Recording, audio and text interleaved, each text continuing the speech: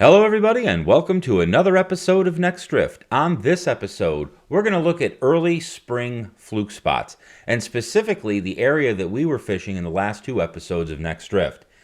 You know, we're here, as you can see, right outside Niantic Bay in an area called Two Tree Channel. And Two Tree Channel runs up right about here. And you can see this is Two Tree Island. There actually used to be two trees on it. There are not anymore, but as you can see, this deep channel that comes in here goes up down to almost 90 feet in its deepest sections, and then there's other areas where you've got 20 feet, 14 feet, 30 feet all mixed around it, and this is just a prime area for fluke. What makes this area so special, other than just the contours, is the fact that the squid, big schools of squid in the early spring, will move into this channel. And they actually get landlocked. You can see this big funnel that's right here. You have this shallow area that's up here near the island. You've got this reef that's over here, Bartlett's Reef. And obviously you have land. And you can see this channel that comes right in. And that's the highway. A channel is a highway for bait fish, for predatory fish. That highway is what the squid are using to come into this channel. And the fluke are following them right in.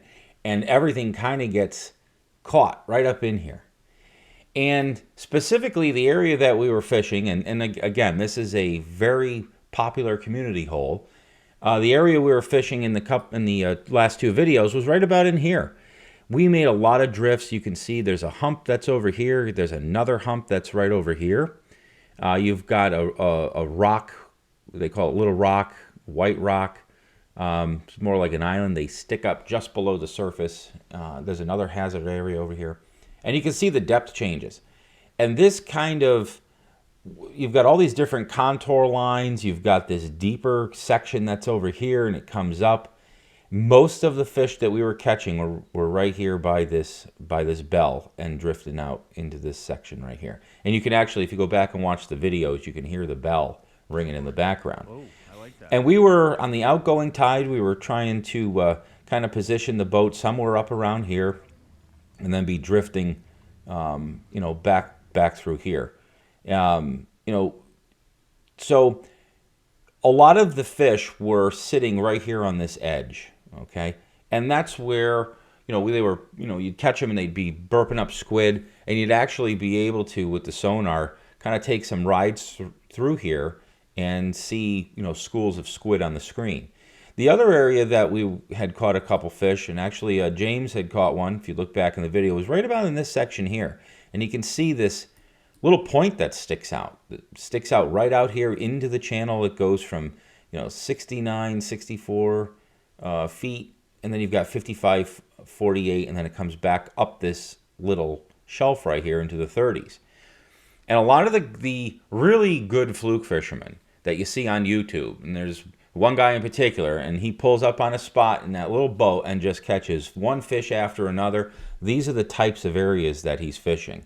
He's fishing on these, small little shelves, these little points, little areas that are just a little different than the rest of the bottom, and that's where fluke like to live. And you can see over here, there's this kind of point that sticks out a little bit like this, and it's all very shallow. And, it points right out into 30 plus feet of water, goes out to 40, and then it continues on into 50, and then in the channel. And these areas right in here are where we like to focus. So depending on which way the tide is going, and I prefer an outgoing tide. I always have. I always feel like we catch more fluke on an outgoing tide. These are the areas that I really like to kind of drift over, and I'll set the boat up here. I'll go actually a little bit shallower than I anticipate, fishing, and I'll start up, say, around here somewhere, and whichever direction the tide's going to push me, I'll kind of aim to go right over this spot, just like this. And I spend a lot of time looking at the map, just so I can find these areas and fish them. I'll fish this section. I'll go over here and I'll fish this section. I'll go over and fish this section. This is one of those little subtle areas where you can see it's 29 feet, 30 feet, and then right here you have 38, 39, 40, 36, and you can see these ridges, and it's very rocky. Those are the types of areas that I like to fish. There's other spots too that you can actually kind of intercept the fluke migration or the squid movements that's coming in. Some of the other areas that you can fish are up in here. So later on, as the water starts to warm up, and you'll actually find fish that are coming back out this way. You'll see squid coming back out this way.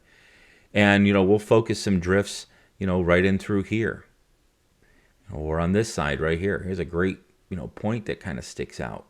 And you can see all these little spots. Here's a hump that's right in the middle of the channel. I mean, talk about some great spots to kind of aim your boat for. These are the honey holes. These are the little, we'll call them secret spots that you can find that nobody else will be fishing. And a lot of my best fluke spots are very small, and you can see, how small these areas are. But, that just kind of gives you some idea. Let's take a look at the Navionics relief shading. And, this is the sonar chart, but when we look at the relief shading, it'll really, really make all these spots stand out, and I hopefully will be able to give you a better sense of the bottom that we're fishing. So this is the same area using Navionics relief shading, and you can just see how all those little channels and high spots really stick out. Let's zoom in a little bit and we'll take a closer peek. Over here you can see that spot. Here's that bell can over here, and this is that zone that we were drifting in.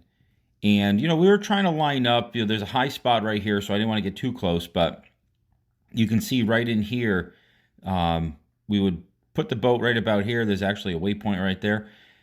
We would put the boat in here, and on the outgoing tide, we'd be drifting right about in this area, just like this. Sometimes we would set the boat up here, right up next to the can, and be able to drift over each one of these little humps. And like I said, so you've got all these high spots in here. You've got this other ridge that sticks up. There's another small island that's underneath the surface. It's all rocks. There's another little high spot that's over here. And the fluke are relating to all of this. It was crazy because we would catch fish out here in the middle part of the channel, but it really seemed like the majority of fluke on that first video where Joey and I were fishing, most of our bites would happen right in through here. And it just happened to be where the big school of fluke were sitting. We caught them there in the following days, but they weren't as prominent in there. They had started to kind of move back out in this direction. We started getting more bites out this way. Now you can see this other ridge right here. This was, what a great spot. There's a deep hole right here. It comes back up into the 40s and 30s, and we caught a ton of fish right here off of that ledge. Back over here, you can see this, look at this deep hole that's sticking out. Here's Two Tree Island right here. You can see that. And right here at the northern tip of it, there's this deep hole, and it goes from, 36 feet, drops off into 54, and then comes shooting right back up again on the point of the island. We caught a ton of fish right here on this wall, right in through here. This little piece of point that sticks out. I mean, look at this, is great. Nice rocky bottom. There's a lot of current that flows through here. And so anywhere in this area, we were able to catch fish. Taking a look at some of those same spots that we had looked at in the previous map, you can see these high spots that stick out, these points that are out here. Here's those ridges that we were talking about. We caught a bunch of fish right here. Very short drifts. And that's one thing I definitely want to really, really emphasize. I like making very short drifts. And yes, it's a pain. If you don't have a trolling motor and you have to start the boat up and drive back up and reset the drift again, it's a little annoying. It's a lot of extra work, but the difference is that in a very, very short amount of time, we can catch a lot of fluke as compared to doing, the super long drifts where, we just try to, canvas an area. And I'm not saying there's anything wrong with that. There's a lot of times when, when we first go to check out some spots or, we have a big area to cover to try to, realign ourselves with the biggest concentration of fluke on a spot, we will do those drifts. But once we get dialed in, especially on little spots like this where you have a little point, I'll drop the boat right about here and try to drift right over that spot. And once we get to about here, I'll motor back up and do it all over again. Same thing with this little ridge. I mean, look at this. Like I was saying, these are the magic fluke spots, the ones that nobody else will be fishing because it's just not that pronounced. But we would set the boat right here and try to drift right over this little area. And then, we might continue down. But if most of the bites are happening in that little spot, I'm only going to drift to about here and then motor back up and do it all over again. Use your maps. Download the Navionics map. It is so useful. I actually even have this loaded onto my HDS 16 Live from Lowrance. I keep this thing on the entire time. This is how I find all of the spots that we fish. And I really think it gives me an edge because most people don't have it. It's one thing having it on the phone, for research and going out and kind of getting an idea of what the bottom looks like.